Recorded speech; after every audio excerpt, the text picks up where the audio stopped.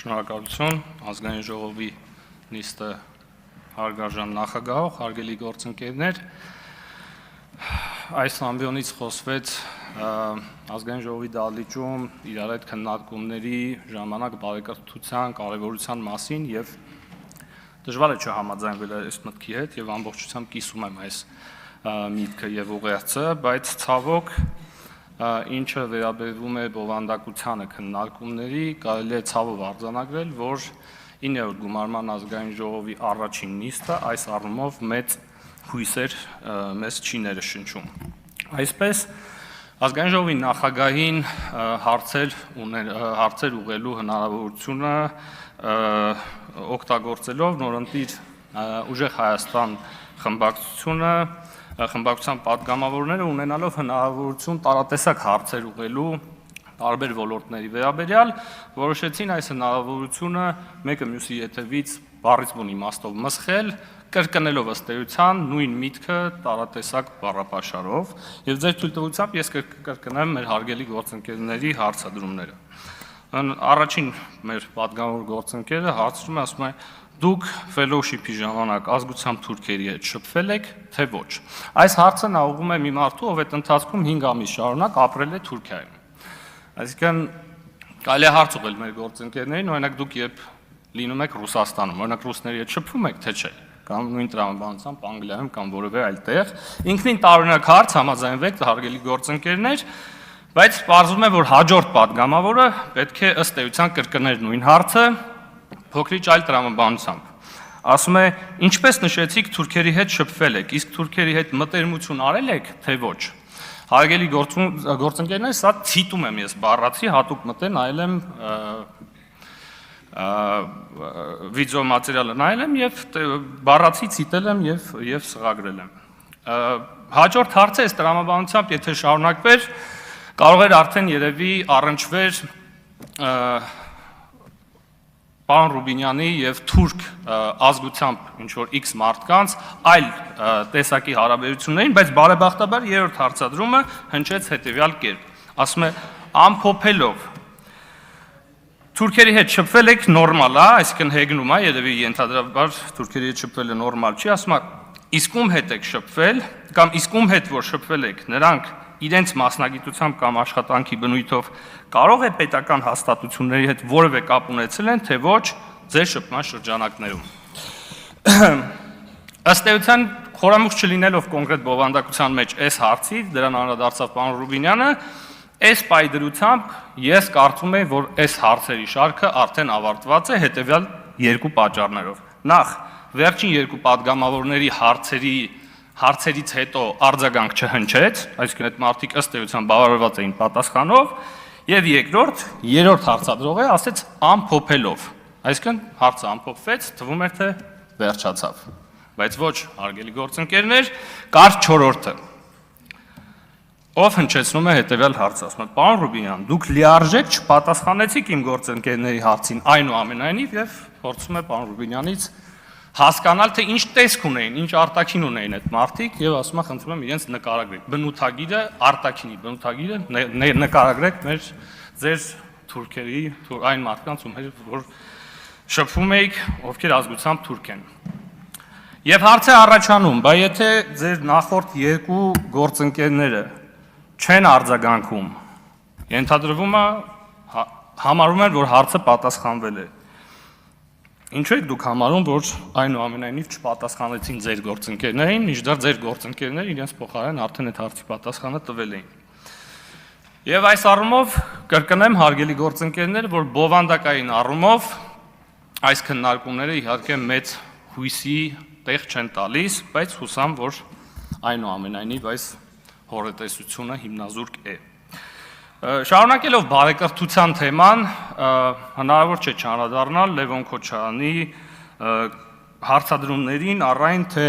ինչպես է հնարավոր բարեկրթության շրջանակներում շփվել այս դահլիճում, երբ կան քրեական գործեր հարուցված, երբ իր ձևակերպման բռնաճնշումներ են Հայաստանում եւ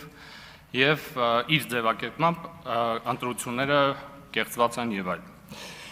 Իհարկե շարունակելով եւ կրկնելով պարոն Ռուբինյանի միտքն առայն, որ բարեկրթությունը ըստ էության որևէ կապ չունի հարուցված քրեական գործերի հետ, պետք է ուղղակի ավելացնել, որ եթե չեմ սխալվում, մոտ 150 քրեական գործ կա ընտրությունների ընթացքում հարուցված, որոնք առնչվում են ընտրությունների ընթացքում ընտրակաշառքի սխեմաներին, տարատեսակ սխեմաներին, որոնք ի դեպ առնչվում են հիմնավորապես այս դահլիճում ներկա երկու ֆրակցիաների հետ փոխկապակցվում են առնվազն այն հրապարակումներում, որոնք որ հրապարակված է հակակոռուպցիոն կոմիտեի կողմից։ Եվ այս համատեքստում փոքրինչ տարօրինակ է, երբ այս գործերը համեմատվում են բարեկրթության կամ որևէ կերպ փորձում է ուրեմն համեմատական տանել բարեկրթության եւ այս process-ների միջև։ Իհարկե, մի միտք, որը շատ հաճախ հնչեցվում է մասնավորապես հենց նույն պատգամավորի կողմից, ասում է լավ, եթե նախկինում եղել են սխալներ, միթե դա նշանակում է, որ հիմա այդ սխալները պետք է կրկնվեն։ Սա հաճախ բավականին հնչած միտք է պարոն Քոչարյանի կողմից, հավանաբար հենց այն պատճառով, որովհետև երբ խոսվում է նախկինում նմանատիպ, ուրեմն դրսևորումների մասին, բնականաբար խոսքը գնում է իր հոր պաշտոնավարման տարիներին տեղի ունեցողների մասին։ Իհարկե այս հարցադրումը ինքնին էլի տրամաբանական չէ, որովհետև համեմատելու բաներ չկան, որովհետև մեր հանրությունը պարզ տեսնում է եւ կարողանում է ի վիճակի է համեմատել Ռոբերտ Քոչարյանի եւ մեր կառավարման տարիները եւ այն իրողությունները, որոնք առկա են այս երկու ժամանակահատվածներում, բայց ուզում եմ ասել մի բան, որ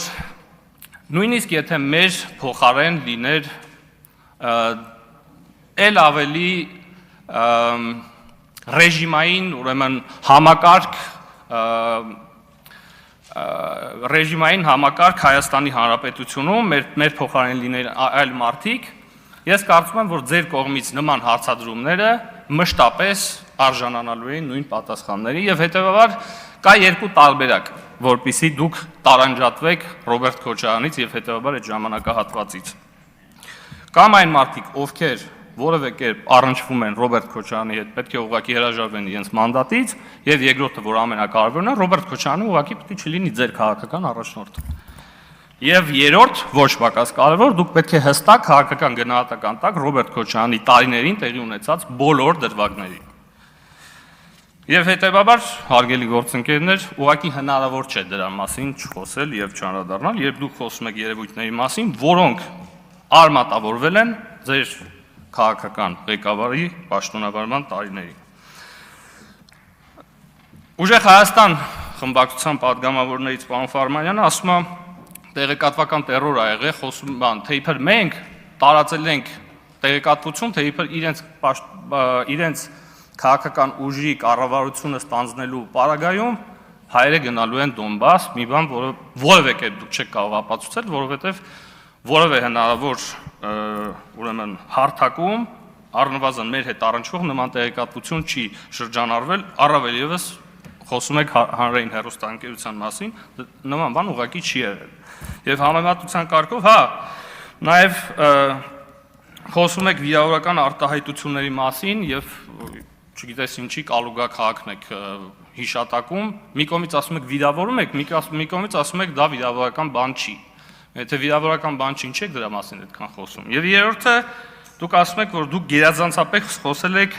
ձեր անելիքների մասին նախընտրական քարոզարշավի ընթացքում, հարգելի գործընկերներ, ձեր քարոզարշավի ընթացքում դուք գերազանցապես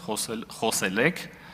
ձեր մտածածին 300,000 ադրբեջանցիների մասին, դա տիրաժավորել եք բոլոր հնարավոր ձեր հետ փոխկապակցված մեդիա հարթակներով, ձեր անձնական էջերով եւ մի եկեք մեզ պատմեք, որ դուք նախընտրական քարոզարշավը իրականացրել եք հիմնավորապես կենտրոնացած լինելով ձեր անելիքների մասին։ Եվ վերջում ուզում եմ խոսել այն մասին, որ այսօր